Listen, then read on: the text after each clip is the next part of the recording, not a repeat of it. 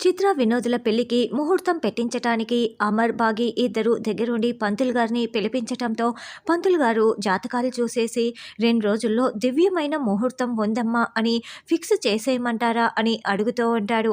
అప్పుడు అమర్, చిత్ర నీ వైపు నుంచి పెళ్లికి ఎవరు వస్తున్నారు అని అమర్ ప్రశ్నిస్తూ ఉంటారు. ఆరు కిటికీలో నుంచి చూస్తూ ఉంటే బాగి పక్కనే నిలబడి ఉంటుంది. నా వైపు నుంచి రావటానికి ఎవరున్నారు బావగారు, ఆశ్రమం వాళ్ళు తప్పిస్తే ఇంకెవరూ లేరు అని చిత్ర చెప్తుంది. అప్పుడు అమర్ చాలా కూల్గా, అదేంటి నిన్ను దత్తత తీసుకున్న కుటుంబంని పిలవటం లేదా అని అమర్ అనడంతో చిత్ర షాకింగ్గా వింటూ ఉంటే ఇక అమర్ మాటలు విన్న మనోహరి, వినోద్, ఆరు అందరూ కూడా చాలా చాలా షాకింగ్గా వింటూ ఉంటారు. చిత్ర టెన్షన్ పడుతూ ఉంటుంది.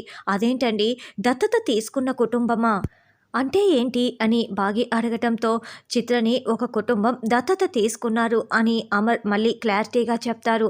దాంతో బాగి, ఆరు మరింత షాకింగ్గా చూస్తూ ఉంటే చిత్ర తలదించుకొని ఉంటుంది. వినోద్ అయితే మరింత షాకింగ్గా లేచి నిలబడి, ఏం మాట్లాడుతున్నావు అన్నయ్య, చిత్రని దత్తత తీసుకోవటం ఏంటి, చిత్ర మా అన్నయ్య చెప్తున్నది నిజమా అని వినోద్ ప్రశ్నిస్తూ ఉంటే చిత్రకి ఏం చెప్పాలో అర్థం కాక టెన్షన్ పడుతూ ఉంటుంది.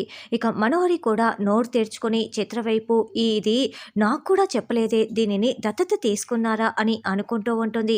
చిత్రని దత్తత తీసుకున్న ఆ కుటుంబం ఎవరు, ఇప్పుడు చిత్ర ఏం సమాధానం చెప్తుంది, ఆరు బాగి ఇద్దరు పెళ్లిని ఆపటానికి ఏమేం చేయనున్నారు అన్నది రానున్న ఎపిసోడ్లో తెలుసుకుందాం.